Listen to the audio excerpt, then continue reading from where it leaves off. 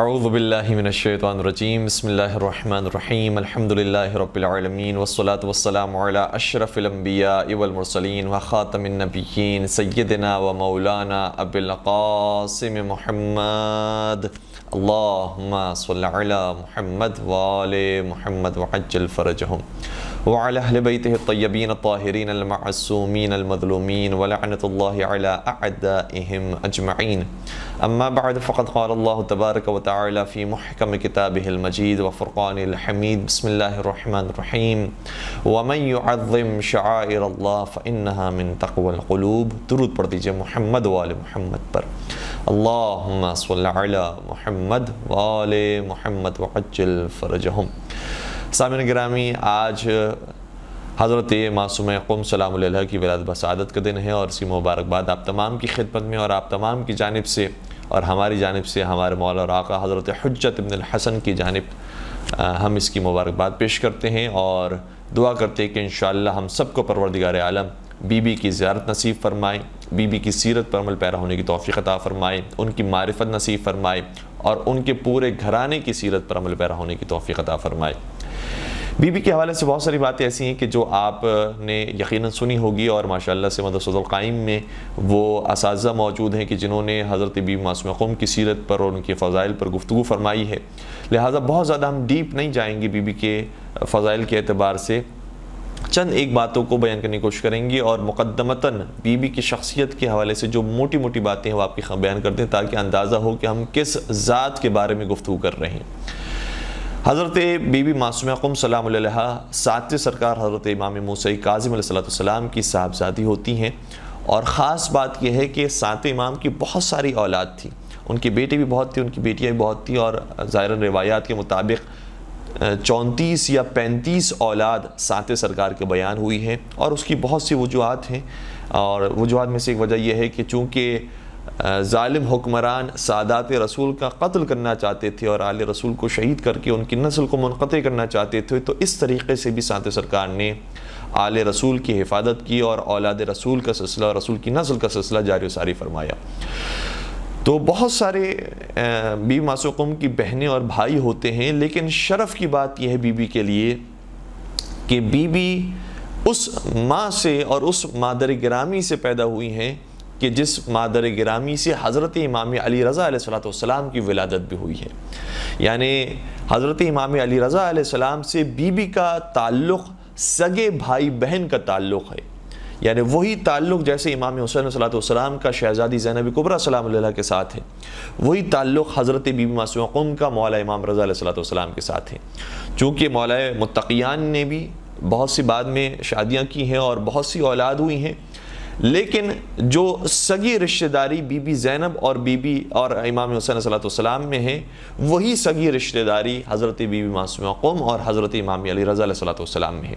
اور بعض علماء بیان فرماتے ہیں کہ ان کے علاوہ اور کوئی دوسرا بھائی اور بہن نہیں تھا کہ جو ان کے ساتھ سگا رہا ہو۔ البتہ بعض مورخین نے لکھا ہے کہ ایک اور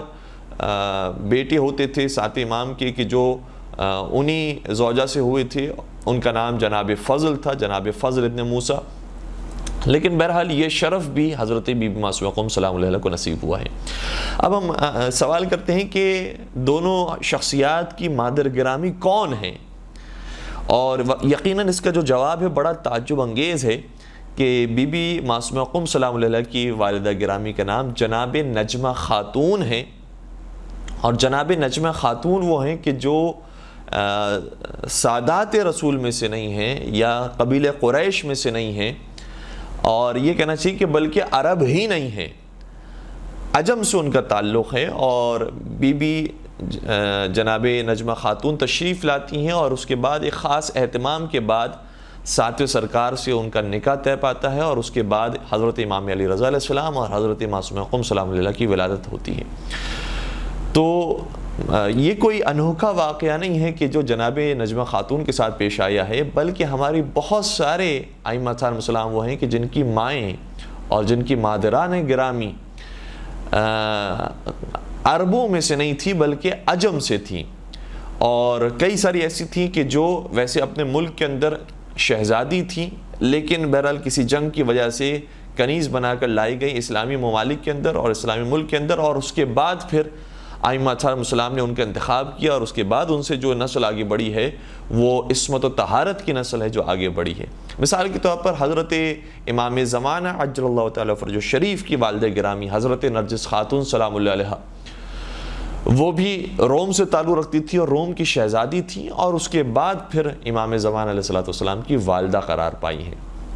اور اگر ہم اس پورے سلسلے کو بیان کریں،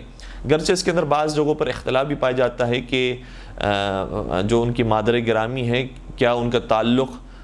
فلاں علاقے سے تھا یا فلاں علاقے سے تھا، ان کا نام کیا تھا، فلاں نام تھا یا فلاں نام تھا، اس حوالے سے کچھ اختلافات بھی موجود ہیں۔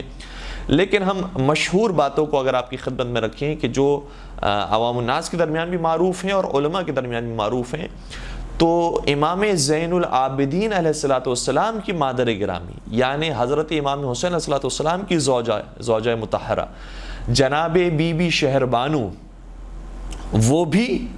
عجم سے تعلق رکھتی تھی، ایران کی شہزادی تھی، اور پھر کنیز بنا کر لائی گئیں، اور اس کے بعد مولا متقیان نے امام حسین کے لیے ان کا انتخاب کیا، اور امام حسین سے جب ان کا رشتے ازدواج طے پایا تو اس کے بعد حضرت امام زین العابدین علیہ الصلوۃ والسلام کی ولادت کا اہتمام ہوا۔ تو سب سے پہلی مثال ہمارے سامنے جناب بی بی شہربانو کی آتی ہے۔ اس کے بعد ساتویں امام کی والدہ، ان کا اسم گرامی بی بی حمیدہ خاتون، وہ بھی عرب نہیں تھی۔ پھر آٹھویں امام کی والدہ جن کا بھی ذکر ہو رہا ہے جناب نجمہ خاتون، وہ بھی عرب سے تعلق نہیں رکھتی تھی۔ اور پھر حضرت امام محمد تقی علیہ السلام، یعنی یہ سلسلہ جب شروع ہوا ہے، ساتویں امام کی والدہ، آٹھویں امام کی والدہ، نویں امام کی والدہ، 10ویں امام کی والدہ، 11ویں امام کی والدہ، 12ویں امام کی والدہ، یہ سب کی سب وہ ہیں کہ جن کا عرب سے تعلق نہیں ہے اور عجم کے کسی شہر سے یا لائی جاتی ہیں یا وہاں پر موجود ہوتی ہیں، اور اس کے بعد پھر ان کا نکاح ہوتا ہے۔ تو اس طرح کے معاملات ہیں۔ نویں امام کی جو والدہ کا ذکر ہم کر رہے تھے، نویں امام کی والدہ گرامی کا اسم گرامی جناب سبیکہ خاتون ہے، اور 10ویں سرکار کی والدہ گرامی کا اسم گرامی جناب سمانہ خاتون ہے۔ 11ویں امام کی والدہ گرامی، ان کا اسم گرامی جناب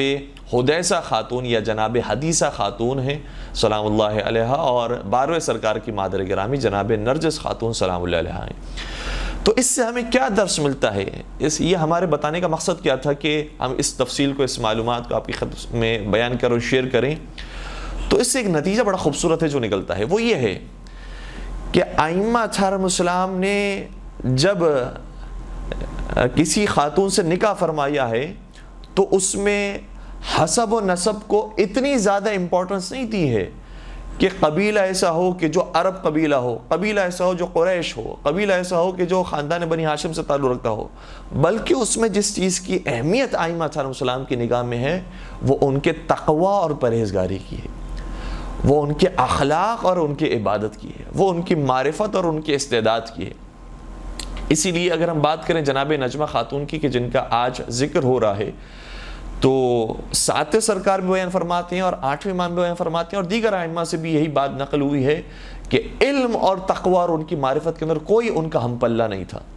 بلکہ ہم تھوڑا سا اس واقعے کو بھی ذکر کریں کہ کس طریقے سے وہ امام سے رشتے ازدواج میں منسلک ہوئی ہیں۔ تو امام نے، 7ویں سرکار نے اپنے غلام کو بھیجا کہ کچھ کنیزیں جو فلاں شخص کے پاس موجود ہیں، اس میں سے ان اوصاف کے ساتھ ایک کنیز ہوگی، اس کا انتخاب کرو اور اسے خرید کر لاؤ۔ جب وہ شخص گیا تو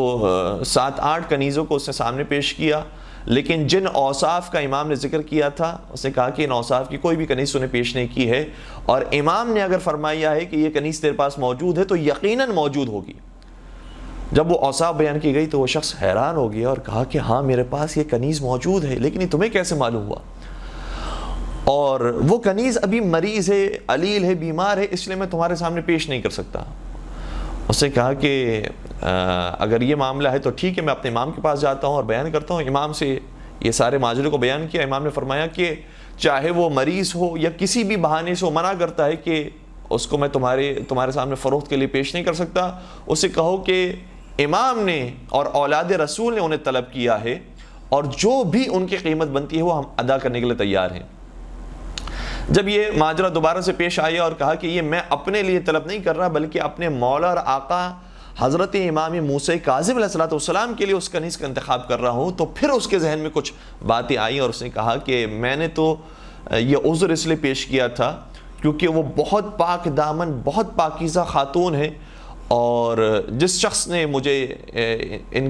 ان کو فروخت کیا تھا اس نے کہا تھا کہ یہ کسی اور سے شادی نہیں کریں گی، اور بیان کیا گیا ہے کہ ان کا انتخاب صرف وہی شخص کرے گا جو اس دنیا میں افضل ترین ہوگا اور عابد ترین شخص ہوگا، وہ اس خاتون کا انتخاب کرے گا۔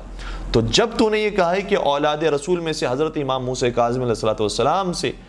نے انہیں طلب کیا ہے، تو پھر میں اس شرط پر دینے کے لیے تیار ہوں کہ میں تجھے فروخت نہیں کر رہا بلکہ تیرے امام حضرت امام موسیٰ کاظم علیہ السلام کو فروخت کر رہا ہوں۔ اور اس طرح سے وہ حضرت امام موسیٰ کاظم علیہ السلام کی کنیز قرار پائی، اور اس کے بعد پھر امام سے ان کا نکاح ہوا، اور پھر حضرت امام علی رضا علیہ السلام اور جناب بی بی معصومہ قم سلام اللہ علیہا کی ولادت کا اہتمام ہوا۔ تو ائمہ اطہار السلام کی نگاہ میں یہ نہیں دیکھا جاتا کہ کون عربی ہے اور کون اجمی ہے، کون کالا ہے اور کون سفید ہے، کس کا خاندان کیا ہے۔ امام کی نگاہ میں جو معیار ہے وہ وہی معیار ہے جو پروردگار عالم نے قرار دیا ہے قرآن کریم کے اندر کہ ان اکرمکم عند اللہ اتقاکم، پروردگار کے نزدیک وہی محبوب اور پسندیدہ ہے اور وہی قابل احترام ہے کہ جو صاحب تقوی ہوتا ہے۔ تو ائمہ اطہار السلام کی نگاہ میں بھی یہی معیار ہے کہ جو صاحب تقوی ہوگا وہ ائمہ اطہار السلام کی قربت کو اختیار کر سکے گا۔ اور اس کی مثال ہمیں خود پیغمبر اکرم حضرت محمد مصطفیٰ صلی اللہ علیہ وسلم کی سیرت میں بھی نظر آتی ہے کہ بہت سی شادیاں نبی اکرم نے فرمائی تھی، لیکن کسی سے بھی اولاد پیغمبر اکرم کو نصیب نہیں ہوئی۔ یا جناب خدیجہ طاہرہ سلام اللہ علیہا سے اولاد نصیب ہوئی ہے، یا اس خاتون سے نصیب ہوئی ہے کہ جو کنیز تھی،